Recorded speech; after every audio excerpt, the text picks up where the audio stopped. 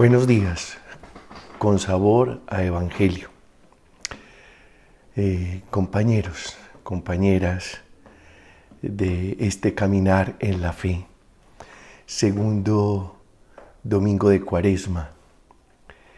En aquel tiempo Jesús tomó a Pedro, a Juan y a Santiago y subió a lo alto de la montaña para orar. Y mientras oraba, el aspecto de su rostro cambió. Sus vestidos brillaban de blancos. De repente 2 hombres conversaban con él.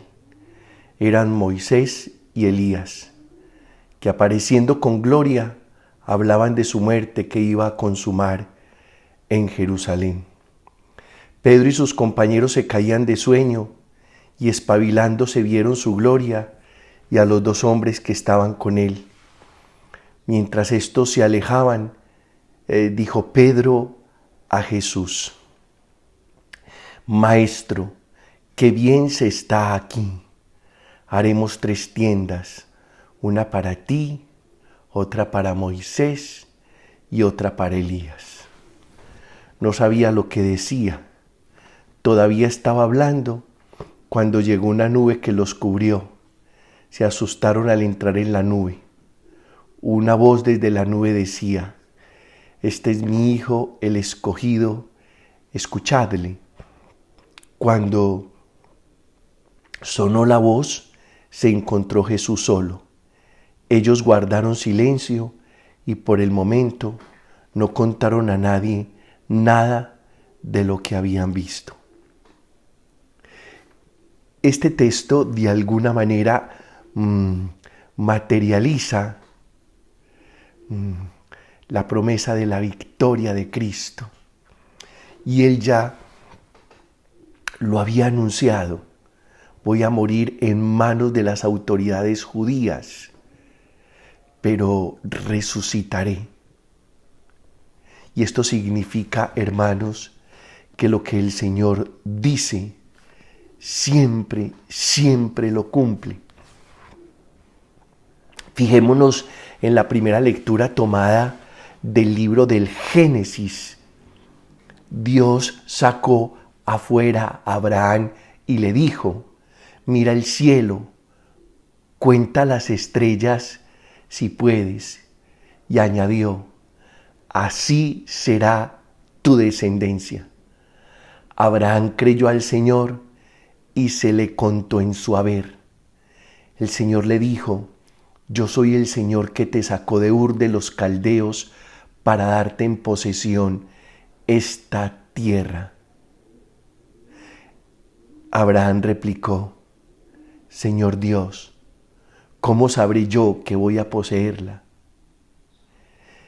Respondió el Señor: tráeme una ternera de 3 años, una cabra de 3 años, un carnero de 3 años, una tórtola y un pichón.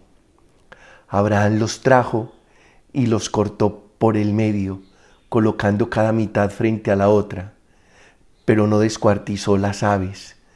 Los buitres bajaban a los cadáveres y Abraham los espantaba. Cuando iba a ponerse el sol, un sueño profundo invadió a Abraham y un terror intenso y oscuro cayó sobre él. El sol se puso, vino la oscuridad, una humareda de horno y una antorcha ardiendo pasaban entre los miembros descuartizados. Aquel día el Señor hizo alianza con Abraham en estos términos: a tus descendientes les daré esta tierra, desde el río de Egipto al gran río Éufrates. Aquel día el Señor hizo alianza con Abraham en estos términos. Es el Dios de pactos, es el Dios de alianzas. Una alianza es un contrato entre 2 partes cuyo ingrediente mayor es el amor. Hay muchos tipos de contratos. Hay contratos laborales. Bueno, también hay contratos de arriendo. Pero un contrato laboral y un contrato de arriendo no necesita el ingrediente del amor. es un contrato y basta. Pero cuando el contrato tiene el ingrediente del amor, entonces ya no se llama contrato, se llama alianza. Dios de pactos, Dios de promesas, Dios de alianza, Dios que cumple lo que dice. Primer punto de reflexión. Tomémoslo de la palabra de Dios del libro de los Números en el capítulo 23, verso 19. Dios no es un simple mortal para mentir y cambiar de parecer. ¿Acaso no cumple lo que promete, ni lleva a cabo lo que dice? Palabra de Dios. Dios no habla por hablar. Dios lo que promete, lo cumple. Él tiene una palabra que es, por supuesto, eterna y digna de toda confianza. Segundo, nos promete el Señor vida eterna en su Hijo muy amado. Primera de Juan 5:11. Y el testimonio es este, que Dios nos ha dado vida eterna y esa vida está en su Hijo muy querido. Luego dirá el Evangelio de Juan en el capítulo 3, en el verso 16, tanto amó Dios al mundo que nos entregó a su Hijo único para que todo el que crea en Él tenga vida eterna. Así que la vida eterna no es un invento nuestro. La vida eterna no es un argumento para que el ser humano no pierda la esperanza. La vida eterna no es simplemente para que el ser humano conserve su sentido último de vida, el sentido último de su existencia. No, es mucho más que eso. La vida eterna es una promesa que Dios nos ha hecho y nos ha enseñado que esa vida eterna la hallamos en Jesús. Vida eterna que es vida plena, que es vida abundante. Eso significa vida eterna, vida en Dios, vida que no se agota. Y es vida que no se agota aquí y ahora. ¿Por qué? Porque cuando estamos en Dios somos tan felices que es imposible contar el tiempo. Así es. Y en la vida eterna, por supuesto, pues el tiempo no cuenta. Así que no es solo después de la muerte, que además también tenemos la garantía de resucitar con Cristo para siempre, sino que esa vida eterna, esa vida abundante, esa vida plena, esa vida en Dios, también puede ser aquí y ahora. Y es una promesa que hay que aprender a reclamar permanentemente.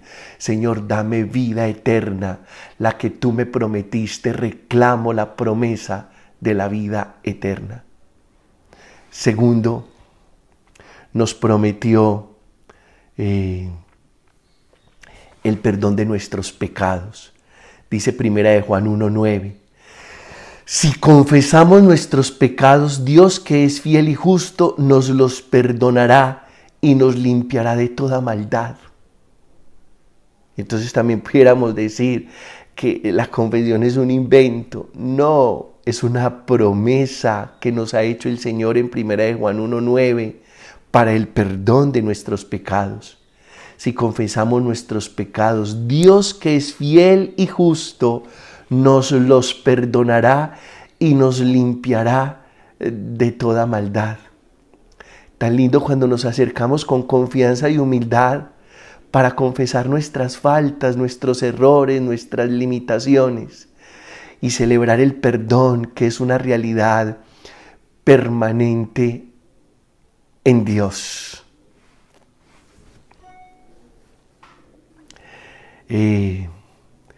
Cuarto, dice que también nos prometió provisión. Filipenses 4:19. Así que mi Dios les proveerá de todo lo que necesiten conforme a las gloriosas riquezas que tiene en Cristo Jesús. La provisión es una promesa que Dios nos ha hecho en su Hijo Jesucristo. Por eso Jesús decía, y a mí me gusta muchísimo este texto, que las aves no tienen granero, que las flores no tejen ni hilan, y que Dios sustenta a las aves y viste a las flores. Y si eso hace con las aves y si eso hace con las flores, ¿qué no hará con nosotros que somos sus hijos queridos? La provisión nos viene del Señor. Yo creo que muchos en la vida hemos experimentado la providencia de Dios en los momentos de mayor escasez o de mayor crisis económica o financiera. Cómo Dios ha proveído en la prueba para todos nosotros. Quinta promesa, nos prometió descanso. Mateo 11:28. Vengan a mí ustedes que están cansados y agobiados, y yo les daré descanso, porque mi yugo es llevadero y mi carga es ligera.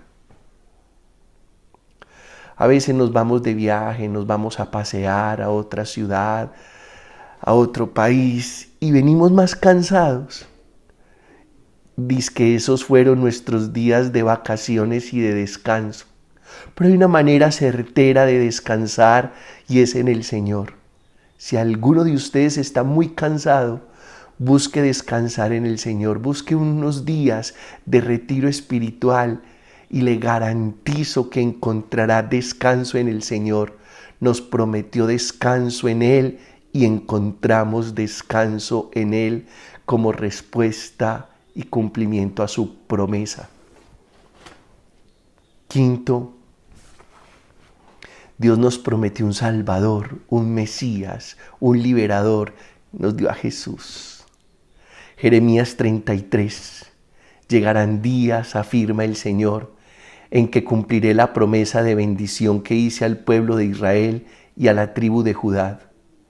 En aquellos días y en aquel tiempo haré que brote de David un renuevo justo. Y ese renuevo justo es Jesús el Señor, y Él practicará la justicia y el derecho en el país. Y ese que practica la justicia y el derecho, que es pura misericordia divina, es Jesús. En aquellos días Judá estará a salvo y Jerusalén morará seguro. Y esa seguridad y esa salvación es Jesús.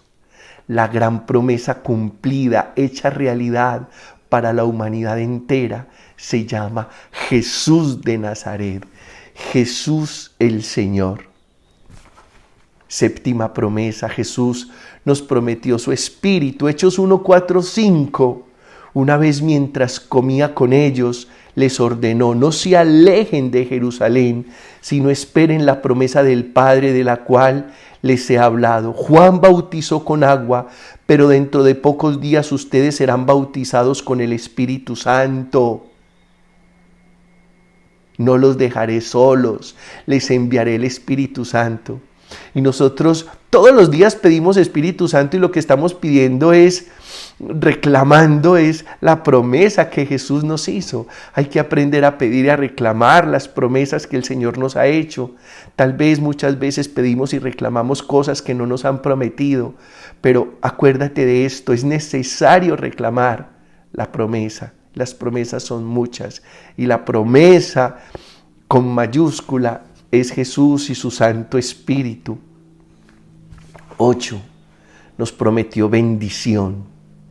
Hebreos 6, 13, 15. Estoy hablando de la palabra. Cielo y tierra pasarán, pero la palabra del Señor no pasará. Cuando Dios hizo su promesa a Abraham, como no tenía a nadie superior por quien jurar, juró por sí mismo y dijo: te bendeciré en gran manera. y bendeciré a tu descendencia. Así que todos los días también podemos pedir bendición, reclamar la promesa de la bendición y decirle al Señor, Señor, bendíceme. Y te pido que me bendigas porque tú prometiste cuando bendijiste a Abraham y a su descendencia, y yo hago parte de la descendencia de Abraham en la fe. Soy descendiente de Abraham por la fe. Bendíceme, Señor. Novena promesa, nos prometió salvación. Isaías 45. Vuelvan a mí y sean salvos. Y es una promesa condicionada, porque se necesita volver al Señor para encontrar en Él salvación, salvación. Dios nos está salvando todo el tiempo. Experimentar que Dios nos está salvando en su Hijo muy querido, nuestro Señor Jesucristo. No nos prometieron condenación, nos prometieron salvación si volvemos a Él. Y este tiempo de Cuaresma es un tiempo especial para volver a Él, porque nos prometió salvación. Y finalmente nos prometió la corona de la vida. Santiago 1:12. Dichoso el que resiste la tentación, porque al salir probado recibirá la corona de la vida que Dios ha prometido a quienes lo aman. Y yo creo que esta promesa también es una promesa condicionada. Significa que si somos fuertes en la prueba, después de la prueba vendrá la corona de la vida. Si tú estás pasando por una prueba, no te preocupes. Sé firme y fuerte en la prueba y luego recibirás la corona de la vida. Esto significa que el Señor nos promete a todos una vida nueva después de ser probados. Así como fue probado el pueblo de Israel en el desierto durante 40 años, después el Señor le dio una tierra que emanaba leche y miel. Recuerda, Dios es un Dios de pactos. Su alianza es eterna y todas sus promesas se cumplen. Reclámalas, reclámalas porque son tuyas. Disfrútalas y vívelas. Te bendigo en el Padre, en el Hijo y en el Espíritu Santo y te deseo una santa semana.